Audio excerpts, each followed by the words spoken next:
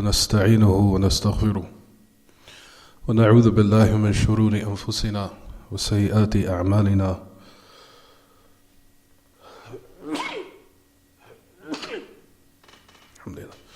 من يهده الله فلا مضل له ومن يضلل فلا هادي له وأشهد أن لا إله إلا الله وحده لا شريك له وأشهد أن محمدا عبده ورسوله صلوات الله وسلامه وبركاته عليه. يا أيها الذين آمنوا اتقوا الله حق تقاته ولا تموتن إلا وأنتم مسلمون. يا أيها الناس اتقوا ربكم الذي خلقكم من نفس واحدة وخلق منها زوجها وبث منهما رجالا كثيرا ونساء واتقوا الله الذي تساءلون به والأرحام إن الله كان عليكم رقيبا. يا أيها الذين آمنوا اتقوا الله وقولوا قولا سديدا يصلح لكم أعمالكم ويغفر لكم ذنوبكم ومن يطع الله ورسوله فقد فاز فوزا عظيما. أما بعد فإن أصدق الحديث كتاب الله وخير الهدي هدي محمد صلى الله عليه وسلم وشر الأمور محدثاتها وكل محدثة بدعة وكل بدعة ضلالة كل ضلالة في النار. As we continue in Usul al-Thalatha, we resume from where we left off. And for the most part, we stopped and finished the principle speaking about mu'amalatul mushrik binaqidi qasdih. If everyone won't open their books and return back to the principle where we stopped, you'll find that it speaks about the first one about إن الله لا يرضى أن يشرك معه أحد في عبادته لا ملك مقرب ولا نبي مرسل. That we said that Allah subhanahu wa ta'ala is not pleased that partners be set up and worship anyone. That partners be set up with Him in His worship anyone or anything. Not a prophet who is لا نبي لا ملك مقرب ولا نبي مرسل. Not a prophet that is close, or not, excuse me, I'm sorry everyone, not an angel that is close, nor a prophet that has been sent. We concluded and finished that principle. And now we will move on to actually the third principle. We spoke about how the masajid are for Allah. فَلَا تَدْعُوا مَعَ اللَّهِ أَحَدًا. As far as the evidences and proofs, if everyone would look in their books, we talked about the ayah which Allah subhanahu wa ta'ala speaks about in Surah Al-Jinn, which is ayah number 18. And this is the last lesson where we concluded approximately 3 weeks ago. And we stopped at the ayah where Allah subhanahu wa ta'ala says in Surah Al-Jinn, وَأَنَّ الْمَسَاجِدَ لِلَّهِ فَلَا تَدْعُوا مَعَ اللَّهِ أَحَدًا. That the masajid are for Allah, so do not invoke along with Allah anyone or anything. We concluded that ayah and we explained it, how Allah ta'ala put so much emphasis in this ayah. This ayah, which is the Surah Al-Jinn, which is from those different proofs that the great Imam Shaykh Muhammad ibn Abdul Wahhab rahimahullah, that he put in the book, showing how monotheism or the unification of Allah subhanahu wa ta'ala in His worship, how it's binding upon all of the creation without an exception.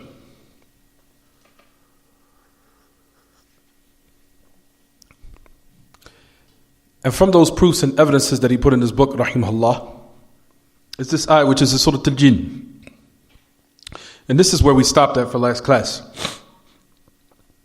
For there's no problem, inshallah, that we go over and revise a little bit of what we took from the last lesson, which we concluded approximately 3 weeks ago. Just for now, to catch up for those who were probably absent, I can catch up now, inshallah, bi'idhnillah, so we can start on a new principle.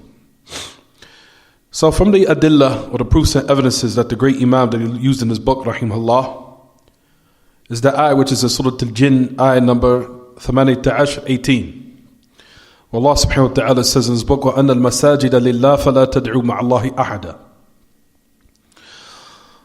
So Allah subhanahu wa ta'ala in the Surah Al-Jinn, these are from the proofs, from the numerous and many proofs there are. And as we talked about on many occasions, that the whole Quran is in Tawheed. The whole Quran was revealed, and likewise, it's all in the affairs of monotheism and unification of Allah in His worship. The whole Quran, from the beginning and the end, is in the Tawheed of Allah. We explained that in detail. So I think, inshallah, bi'idhnillah, there's no reason for us to repeat what we explained and gave a lot of details and proofs to establish this fact. Excuse me. For we said in this regard, from those evidences and proofs is this ayah, which the great Imam al-Shaykh Muhammad ibn Abdul Wahhab rahimahullah, that he put in the book. So we said that this ayah, that Allah Ta'ala says, وَأَنَّ الْمَسَاجِدَ لِلَّهِ. He says, verily, and that verily the masajid are for Allah, or they belong to Allah. We said that the word anna al-masajid, or anna, has emphasis, and puts emphasis, it put emphasis on the ayah. Is that door unlocked? Is it unlocked? No, Shaykh, there's somebody over there. أَنَّ الْمَسَاجِدَ لِلَّهِ فَلَا تَدْعُوا مَعَ اللَّهِ أَحَدًا. The anna puts emphasis on something. It's what they call harf al-tawkid wa nasb. As we know in the Arabic language, it is called harf al-tawkid wa nasb. That is the harf, or the letter of invocation or emphasis. And it's also the letter of nasb, meaning that it makes what comes after it take a fatha, or the harakah, which has a fatha, or the vowel, which is a fatha. But at any rate, anna is from those huruf that establishes and shows emphasis on something. Then Allah Ta'ala put after anna al-masajid. As we said last lesson, Ya Ma'ash al-Ikhwa, we said al-masajid. Al-masajid is upon two meanings. We said that as far as we know linguistically, the word masajid is the plural for masjid. It's the plural for masjid. So the plural form for masjid, for the plural form for masajid is masjid. Oh, I'm sorry, everyone. The singular form for masajid is masjid. That's singular. And masajid is plural. And we said that the masajid belong to Allah. What is the meaning of al-masajid here? We said, if you look back to the tafsir, in which Ibn Kathir and other than him mentioned, that he said that the meaning of masajid is just not the structure in which we worship Allah Ta'ala in, similar to what we're in right now. That's not what's intended. As a lot of people think when they see the word masajid, which comes to the mind, of course, is the masjid that we're in now. That is part of the meaning, but it's not the meaning totally. That's just part of it. For verily we said that the meaning of masjid here, or masajid here, is of two types.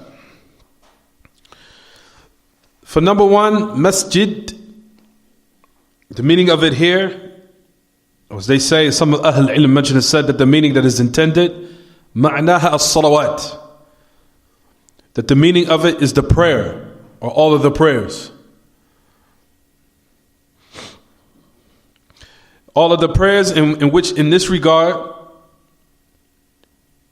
that the meaning of masjid here is all of that which is in the dunya, all the places that are in the dunya, meaning everywhere. Whether it be a masjid, what we're in now, or, for example, where it be in the pathway, or in the field, or on a boat, or when you're sailing in the sea, or what have you, you have to pray on the boat, anywhere in the dunya. As long as it's not in those prohibited places that the Prophet ﷺ, of course, prohibited that we pray in, such as the graves or other than that. But other than those places, not just the masajid, or other than masajid, in those those other places that are in the dunya, that all of them have been made as a place for a sujood, for one to prostrate in their prayer. So the first meaning of masjid here, ya ma'ashal ikhwa, is that when a person performs sujood, he prostrates anywhere in the dunya or in this world or in this ard or this earth. You'll find Al-Hasan al-Basri that he mentioned and said, Rahimahullah, al-buqa'u kulluha, yana al-arda ju'ilat kulluha masjidan lin-nabi sallallahu alayhi wa sallam. As Al-Hasan al-Basri that he mentioned, he said, al-buqa'u kulluha, li'anna al-ard ju'ilat kulluha masjidan lin-nabi sallallahu alayhi wa sallam. So the first meaning of masajid here is all of the earth, except those places, as of course we know, what the Prophet ﷺ prohibited that worship be performed in. Like we said, for example, the graveyard or the graves, or inside of the churches or the different synagogues of the Jews or what have you. Other than that, then those other places that are permissible for us to perform the prayer, then all of that is considered a masjid, as far as the meaning being a place of sujood to perform the prayer. Due to the fact that the Prophet ﷺ said in authentic hadith, where he said, أُعْطِيتُ خَمْسًا لَمْ يُعْطَهُنَّ أَحَدٌ قَبْلِي وَمِنْهَا وَجُعِلَتْ لِي الْأَرْضُ مَسْجِدًا وَطَهُورًا فَأَيُّمَا رَجُلٌ مِّنْ أُمَّتِي أَدْرَكَتْهُ الصَّلَاةُ فَلْيُصَلِّ. To the end of the narration. So the first meaning of masjid, like we said, all of the earth, or all of the places in this dunya. Just as it comes in the authentic narration of the Prophet ﷺ that he mentioned and said, that I've been giving 5 that no one was given them before me. And from them, the Prophet ﷺ said, the whole of the earth has been made as a masjid and a place of purity, for one to perform purity, or to be in a state of purity, to perform wudu, so he could be in a state of purity to perform his prayer. He says, for any man from my nation or from my ummah, at the time or the salat, it's obligatory him to perform it, then let him pray it. So we know in this narration the Prophet ﷺ is described that the meaning of masjid here in this context specifically, that the meaning of masjid here is what, everyone? What is it? Hello? Am I talking to the wall? The meaning of masjid here is what, everyone? What is it? Wow. I've been talking for 10, 15 minutes about this matter and nobody still doesn't know what I'm speaking about?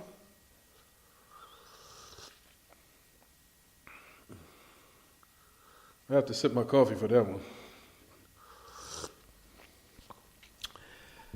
The meaning of masajid here, again, is all of what, everyone? What is it? G. So that's the first meaning.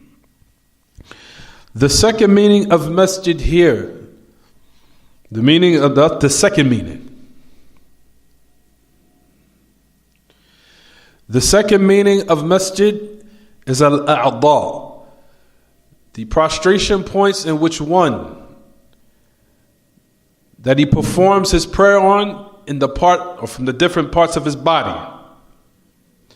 Sa'id ibn Jubair, the great imam from the ulama of tafsir, that he said that the meaning of masjid here, the second one, which also is correct, is the a'dha or the prostration points in which one performs his prayer upon, meaning the parts of his body, which is the a'dha, from the forehead to the hands to the knees to the feet. Wow.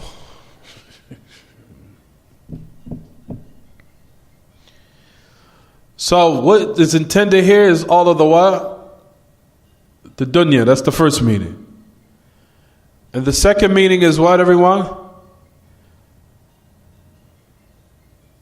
It's The second meaning is what, everyone? The sisters can answer. It's no problem. It's totally blocked off of a wall. I can't see anything. The second meaning is what?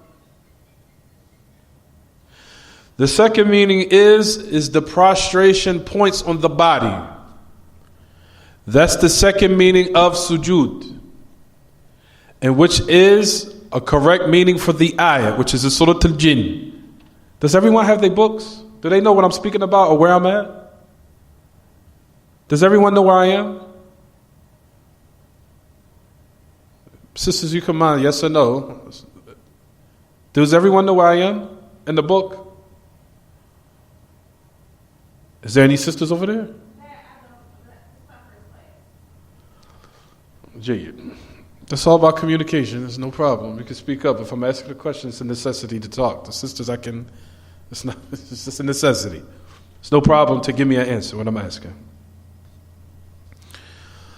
If you look in your book, again, there's an ayah.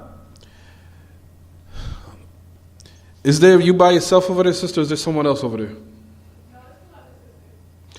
Do they have their books with them? So any of the sisters over there have their Usul al-Thalatha book with them? I have one, but my copy is by Sheikh Tuqani. Doesn't matter. Do you have the book with you? Yes. Okay. Turn to the page where it says that Allah is not pleased that partners be set up with Him in His worship anyone. Do you see it? Okay. That principle, do you see an ayah or verse where Allah says that the masajid are for Allah? That's what I'm speaking about right now. You see the ayah? That's what I'm explaining. Can you share that with the rest of the sisters, please? Can you let them share? And also, likewise, can they have their notebooks, inshaAllah? Jazakallah khairan. So I'll say it again. The meaning of masajid here in this ayah is that the masajid, first meaning is what, everyone? What is the first meaning of masjid or masajid here? All of that which is in the dunya, except that which the Prophet ﷺ, of course, prohibited. That prayer be performed in it. The second meaning is, what, everyone? The prostration points of the body. That's simple.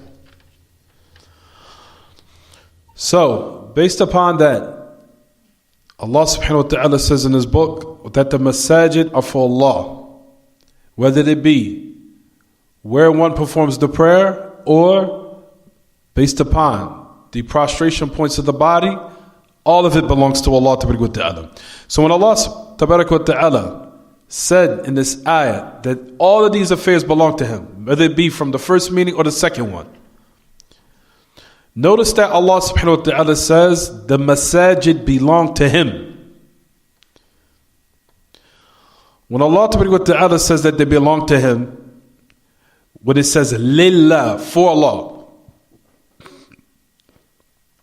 this word is an indication what they call a tamlik in Arabic, meaning that he is the owner of all these matters. Meaning, He is the owner of all of the dunya and everything in this world and everything in this existence, in this domain. And likewise, He's the owner of our bodies. He owns our bodies in which we prostrate our bodies upon, or those points in our bodies in which we prostrate to Allah Ta'ala upon. Our bodies belong to Allah. Those prostration points belong to Allah. And everything in the heavens and the earth belongs to Allah. He is the one that created it. So for that reason, if He created it, then it is not permissible to utilize these matters or direct any of these affairs towards other than Him as far as in the aspect of worship. Because if someone owns something and he's the total owner of it from every aspect, then He gave it to you to borrow, to utilize. As we know, Everything in this dunya is given to us in order to see what we're going to do with it. Whether it be our money, whether it be our children, or even when it be our own bodies. We are all going to be questioned about all these matters. So even our bodies belong to Allah. Allah gave it to us to see what we were going to do with it and how we were going to use it and what we were going to utilize it for. So if He's the owner of the masajid, based upon the first meaning or based upon the second meaning, all of it belongs to Him. He's the one that created it. So as a result of it, it is not permissible to direct the worship to other than Him. So that's the reason why in this ayah, Allah subhanahu wa ta'ala says that the masajid belong to Him. If He's the one that created everything in the heavens and earth, and He's the one that gave you this body to prostrate upon, then it makes sense that you do not associate partners with Him in His worship, because none of those things that are associated as partners in His worship owns it.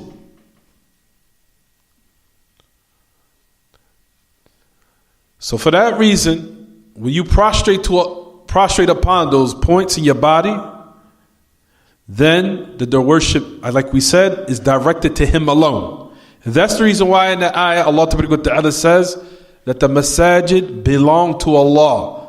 And we said the masajid here is not just the masjid that we're in now, rather all of the dunya, or everywhere in which you'll find that if the salah becomes binding upon one to perform, then he can perform it in that place, as long as it's not in a place where it's prohibited to pray in, such as the graves or the graveyards or the church or what have you, or the synagogues or what have you. But other than that, the rest of the dunya, or the pathways or the roads or the streets where people walk back and forth, which will hinder them from performing their daily priorities and their daily duties. However, other than that, once the time of salat reaches, one can pull over in the middle of the road and he can pray wherever he is, due to the fact, like we just said, that the Prophet ﷺ mentioned that authentic narration where he says that he was given to me. He says, "U'titu lam yu'tihin ahadun qabli." He says that I've been given 5 of what no one was given anyone before me. And then one of those affairs that he mentioned in the narration is what? He says, وَجُعِلَتْ لِي الْأَرْضُ كُلُّهَا فَأَيُّ رَجُلٍ مِّنْ أُمَّتِي أَدْرَكَتْهُ الصَّلَاةَ فَلْيُصَلِّي. To the end of the narration, that the Prophet ﷺ said, from those 5 affairs is that all of the earth has been made as a masjid. Notice the Prophet ﷺ said, جُعِلَتْ لِي الْأَرْضُ مَسْجِدًا. He says the whole of the earth has been made as a masjid, meaning a place to perform your prayer, in which he said, for any man or woman, of course the Prophet ﷺ, when he mentioned man, he meant the women also. He says, any man from my ummah that reaches, or the time for the salah has reached him, he said, then let him what? Perform it. So to returning back to the ayah, Allah Ta'ala says in this book, do not invoke along with Allah anything or anyone. Ya ma'ashal ikhwa wal akhawat kadhalik. We said in this ayah, in this regard, if you look in the context, if you look in the ayah, if you look in your books, it says that the masajid belong to Allah. Do not invoke along with Allah anyone or anything. طيب. Notice Allah Ta'ala said in this book, فَلَا تَدْعُوا. Do not invoke. As we know, as what has preceded before in the previous classes, we have said that dua is of 2 types. Dua is of 2 types. The first type is what they call dua al-mas'ala. Some of Ahl al-Ilm, they use dua al-talab. Dua al-mas'ala. Supplication or invocation is of 2 types. The first type is dua al-mas'ala. The supplication when you're asking Allah. When you're asking Allah. When you're asking Allah, meaning that when you raise your hands, of course, in the times where you should make dua, or the times where it's highly recommended that we make dua in or make supplication in, that one raises his hands and asks Allah subhanahu wa ta'ala either for what is of a need he might have or some type of adversity that he's facing in his life that he wants Allah to remove. That type of supplication or invocation is called the supplication of asking. Du'a'ul mas'ala. You're asking Allah and you're requesting from Allah either some good that you want in your life or some evil that you want Allah to remove or repel. So that's the first type of what they call dua, which is du'a'ul mas'ala. The supplication of asking or requesting. Some of Ahl Ilm call dua al-talab.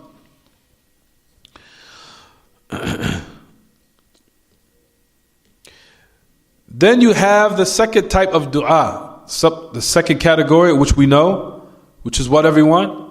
Du'a'ul ibadah, the supplication of worship, which is the second category.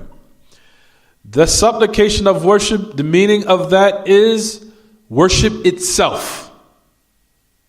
Meaning, from the salawat, from the prayers, from fasting, from enjoining the good and forbidding the evil, or smiling in your brother's face or your sister's face, or treating one kindly and with integrity and manners and etiquette, and also, for example, obeying, for example, your husband and aiding him.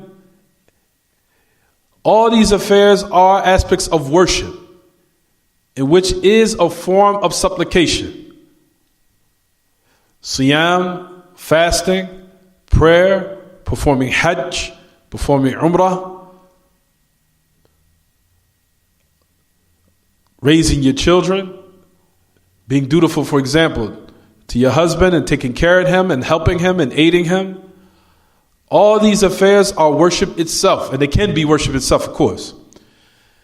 That aspect, like we mentioned and said, is the second category where we said it is worship itself.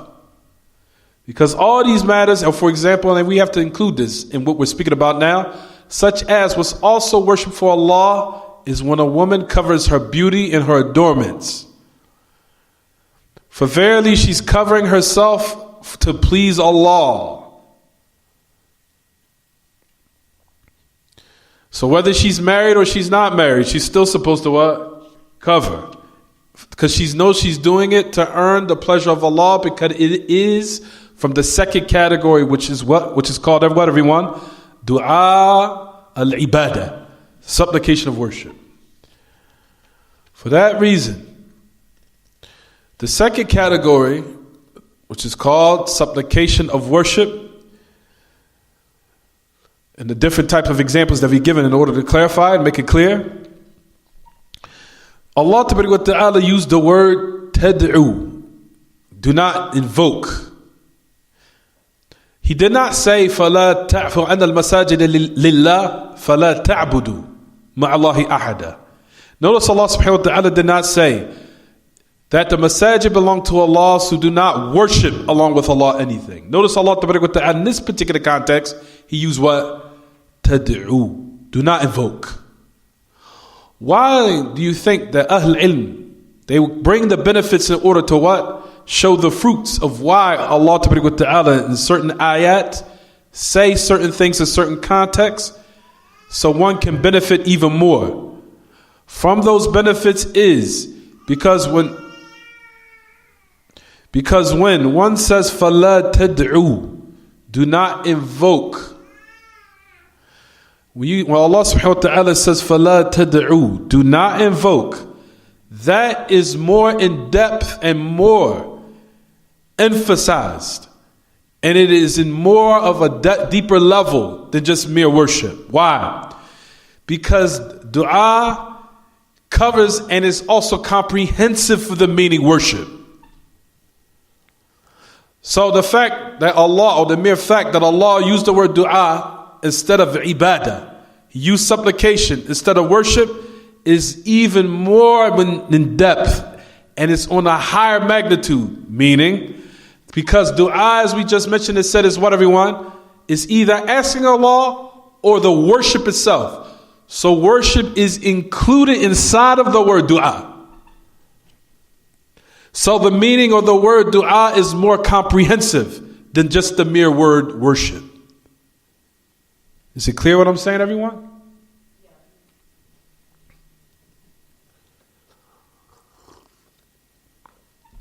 So Allah Ta'ala put emphasis in this ayah by using the word dua instead of ibadah. Supplication instead of worship. Because worship is from the meaning of dua. It's from the meaning of dua.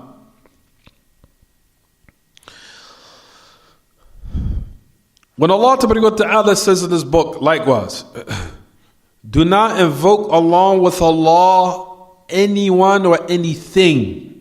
Anyone or anything.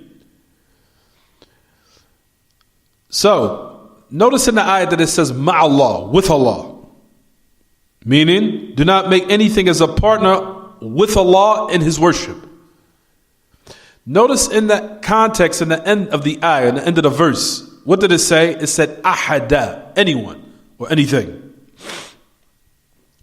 The word ahada, or anyone or anything, is what they call nakiratun fi siyaqin nahi fatufidu al-umum, ay annahu la yajuzu du'a'u ghayrillah mahma balagha fil manzilati wal rutbati. To the end of the ayat, to the end of the sentence. The word ahada, anyone or anything, is indefinite in the context of a prohibition. Indefinite in the context of a prohibition. What does that mean? Meaning Allah said anyone, anything, it's indefinite. Meaning for anything, no matter what it is. Just like when a person says a man or a woman just came in. That's indefinite.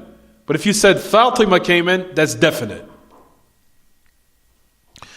However, the word ahada, anything, indefinite in the context of a prohibition. When they mean a prohibition, because it says in the ayah, in your book, what does it say, everyone? Do not. So that's a what? That's a prohibition. So that prohibition now, as we just mentioned and said, necessitates a generality. Meaning, Allah Ta'ala prohibited anyone or anything being taken as a deity besides Him in His worship, subhanahu jalla sha'nu.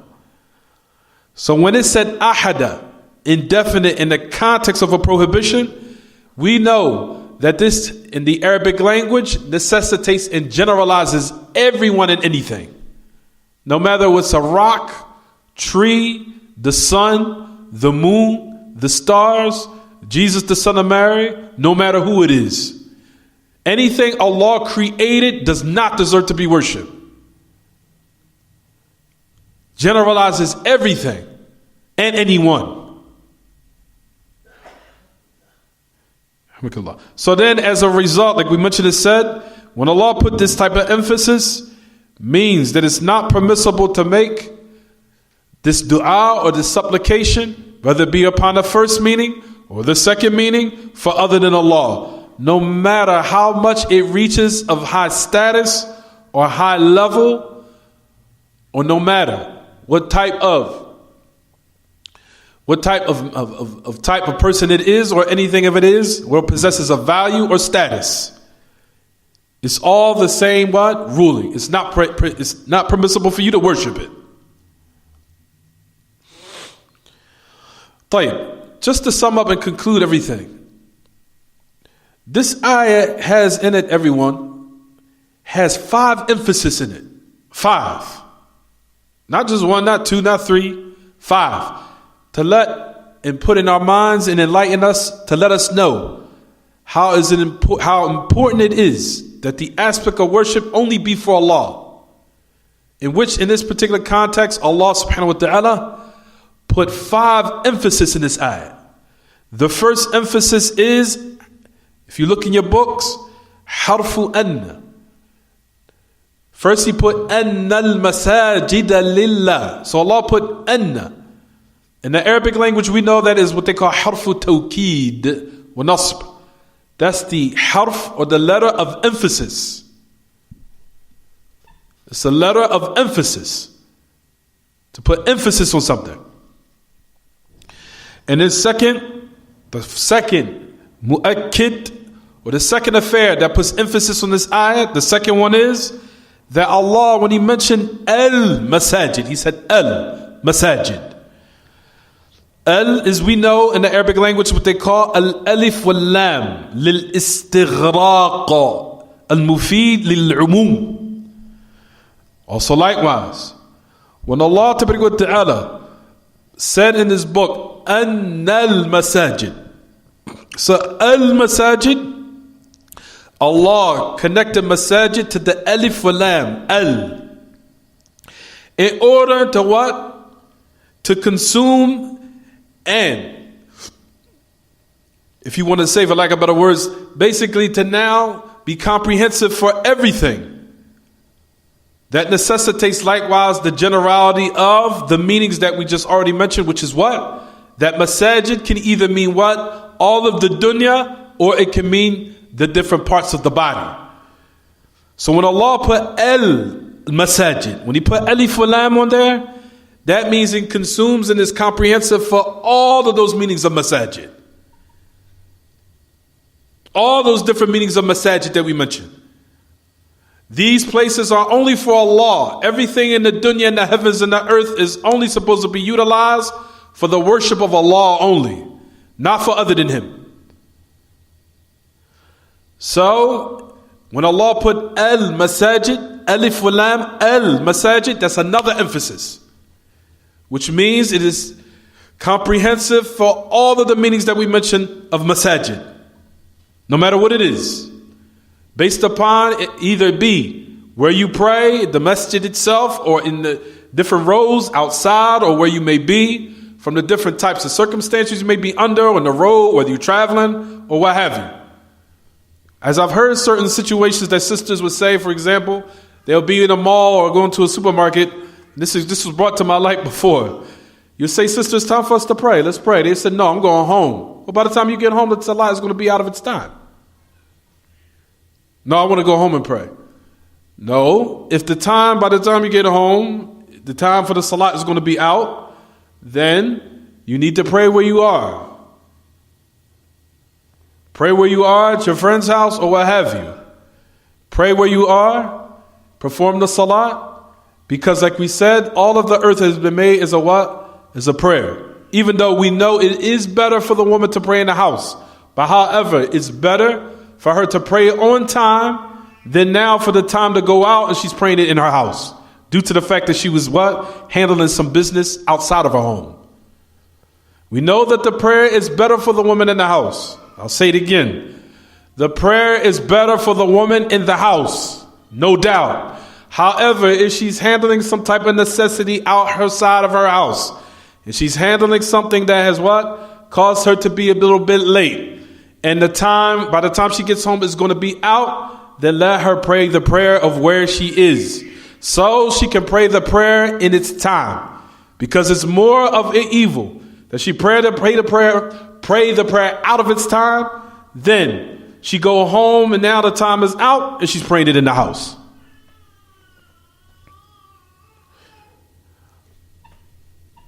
Also, sisters, inshallah, like I said, and I try to be kind and courteous as much as I can.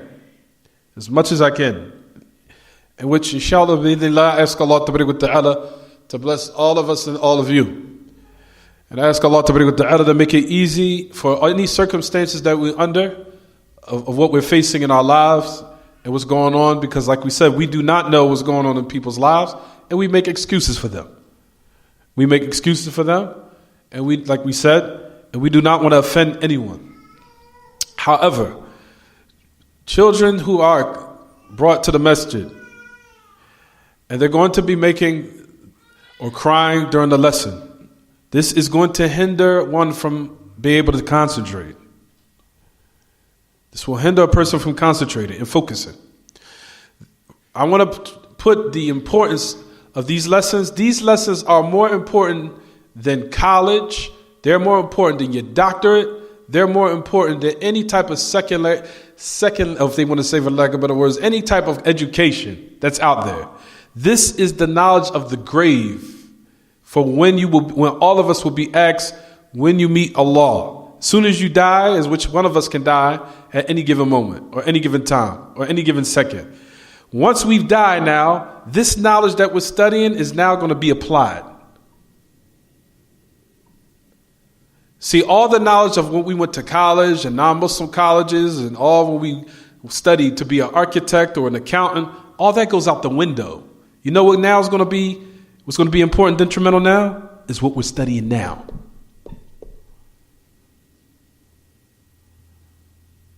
Not saying that one cannot be ambitious and now work towards having those particular degrees. That's not what I'm saying. What I'm saying is to say this is the most honorable and the most important of all knowledge, is what we're studying right now. This knowledge deserves the most utmost of respect. And just as we respect these non-Muslims when they tell us no one bring their children to our class, no one bring their babies to our class, do not do this, do that. We do, and as soon as non-Muslims say it to, we say, Sami'na wa ta'ina, we'll do it, follow it. But however, when we now want to organize and allow people to study these important matters with a clear mind and a clear head, we're trying to now allow our sisters to what? Educate themselves in these affairs so they can stay in the fold of Islam. That's number one. Because we know that we're losing our people left and right to these streets in this dunya. You know one of the reasons why? Is because of their lack of knowledge in these matters of what we're studying now. Why sisters are going astray? Because they're getting divorced left and right, and that man did me dirty, so now I'm going to go back to the streets. I'm going to go wear my weave. I'm going to start wearing tight jeans again. I'm going to start shaving my eyebrows and cutting my eyebrows again. I'm going to start wearing the weaves. I'm going to start going to the bars. I'm going to start hanging with my girlfriends, acting wild. You know why they do those things now? Because they didn't study these fundamentals, and they did not what? Practice them and actualize them.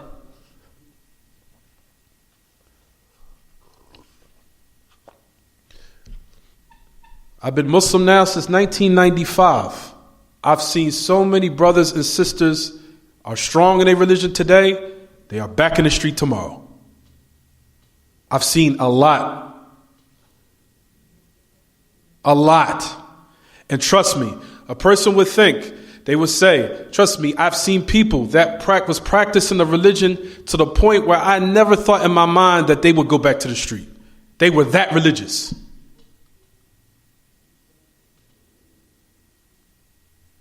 That religious. And I never would come to my mind that so-and-so would be back in the street again. I said, so-and-so who used to come to the masjid all the time, who used to be wearing the thobe all the time, and the sister that used to be fully covered with the overhead abaya, to the end of it, back out on the street again.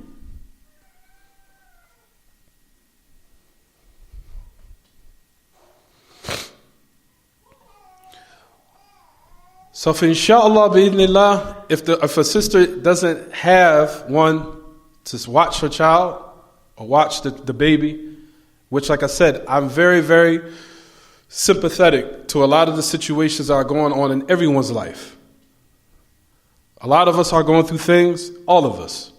However, when we're trying to study these matters, we want to do it and focus in the most clearest manner as much as we can.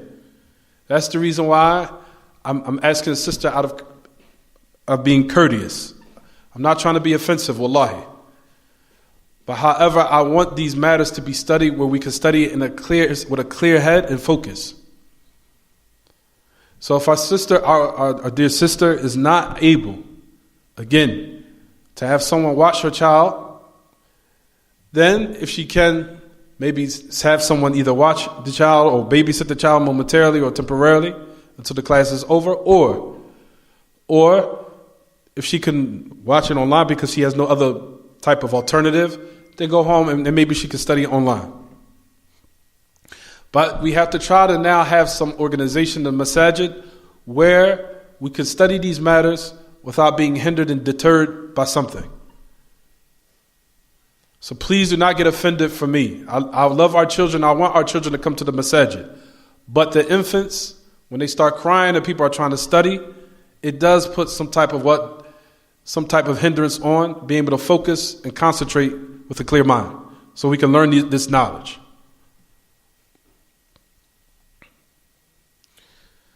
So I say again, alhamdulillah, like we said, these classes are free.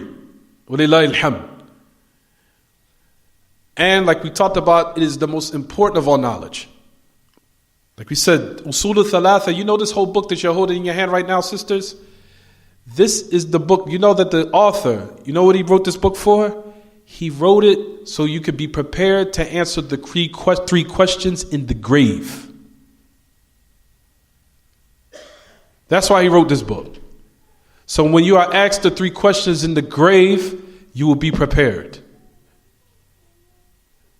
And the 3 questions in the grave will be asked once we die and we are put under that dirt. So this book that you're holding is the most honorable and the most important and the most detrimental and the most highest of urgency in learning. So inshallah, that will be able to put a little bit of incentive on us to know that this book deserves the most utmost of respect. And this knowledge deserves the most utmost of respect. Jaya, does everyone understand? طيب.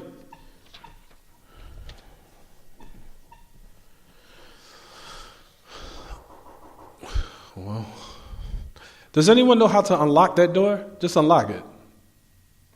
Does anyone know how to unlock it? It's over there in the drawer. It's in the closet. It's in the closet. What time is it, Amir? What time did we start?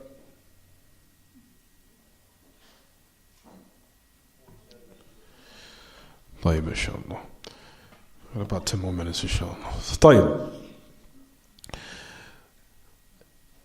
Which emphasis we say? How many emphasis we put? طيب. In regards to the second emphasis, we just finished that. Now we move on to the third emphasis. So we said that this ayat, that it contains what, everyone? How many emphasis? 5. So number 1, that emphasizes the importance of directing one's worship sincerely and only for Allah. Number 1 is anna, harfu anna, or the harf, or the letter of emphasis, in which Allah Ta'ala says anna, that the masajid. The second one that we said, al masajid, the masajid. And we said that alif wa lam is what consumes, or if you want to say, that is comprehensive for both meanings of masajid. Number 1 is the all of the dunya and the earth. And number 2 is the places of prostration in which we pray upon when we worship Allah. All of that belongs to Allah, and Allah put alif wa lam on masajid to let one know that, put emphasis on the affair that all these matters there deserves to be what? Deserves that they be directed only towards Him, subhanahu wa ta'ala. That's it. Number 3, emphasis is takhsisuha lillah mulkan wa khalqa. To the end of it. The third one is, the third emphasis is that Allah Ta'ala, that He put on it lillah. It belongs to Allah, or for Allah, for Allah. Takhsisuha lillah. That He said that all these things, the whole earth and the whole world and everything in this existence and your body, all of it is property and it belongs to Allah. As far as it being in the aspect of what they call mulk, of Him owning it, and likewise in the aspect of creation. Because Allah created all of these matters. No one else did. No one created the heavens and the earth except Him. No one created our bodies except Him. And no one created the points or the prostration parts in our bodies except Him, subhanahu wa ta'ala. So Allah ta'ala put another emphasis. The third one is that He particularized that He is the one that owns these matters. He owns it. whether they be from the masjid, from all of the world, or our bodies in which we prostrate to Allah by. Notice he said, for Allah, belongs to Allah. So that's the third emphasis. The fourth emphasis is that Allah, Jalla fil Ula, an-nahyu an du'a'i ghayri Allahi ta'ala ma'ahu. The fourth is the prohibition of directing dua to other than Allah and performing dua along with him, with someone else, along with Allah. Prohibition, this is the fourth emphasis, the prohibition, because it says فَلَا تَدْعُوا, do not. This here, فَلَا, is a prohibition that Allah subhanahu wa ta'ala mentioned. It says, do not perform and do not give that dua, that supplication, in which we just mentioned, contains those two meanings. Do not give it to anyone other than him. So that's the fourth one, which is the prohibition. The fifth emphasis that Allah put in this ayah is when Allah Ta'ala put kalimatu ahad ba'da nahi fatufid umum al-makhluqat. That Allah Ta'ala, that he mentioned the word ahad after the prohibition, for it necessitates generalizing all of that which is created, all of the creation. The word ahad, anyone or anything. So number one emphasis is the word anna. Anna, that's number one. Number two, Allah put alif wal lam on masajid. Al-masajid. And we just explained what was the meaning of that. The third emphasis is that Allah particularized these things by saying He is the owner of it. And He's the one that created it. That's the third emphasis. The fourth one is the prohibition. When Allah says, فَلَا تَدْعُوا, do not make dua to other than Allah or anyone else, along with Allah. The fifth one is when Allah ended the ayah off with the word ahad. Ahad. The word ahad. The word ahad, which we just mentioned, it said, generalizes likewise everyone and anything. So this is to show how important, how the worship of Allah Ta'ala is specifically only for Him, and sincerely only for Him specifically, and it should not be directed to other than Him.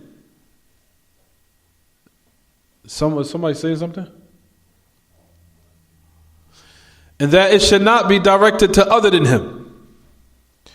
For that reason, we just mentioned, it said, just to sum up, that these five affairs that establishes and brings more emphasis and clarity and enlightenment, that the worship of Allah Ta'ala, or the monotheism of unifying Allah in His worship, is only sincerely and specifically for Him only alone. And that it should not be given to anyone or anything, due to the fact that Allah put all these different emphasis in one context, in one ayah, taking into consideration all the other ayats in the book of Allah, that Allah Ta'ala constantly repeats, do not worship along with Him, anyone or anything, do not worship. How many different ayats that we have? And in this particular ayat, that's just one out of the many different ayats Allah subhanahu wa ta'ala put in one context, in these short words, five emphasis. Is it clear what I'm saying, everyone? طيب, we'll stop here inshallah. هذا وصلى الله وسلم وبارك على نبينا محمد وعلى آله وصحبه. سبحانك اللهم وبحمدك أشهد أن لا إله إلا أنت أستغفرك وأتوب إليك. Any questions about the lesson?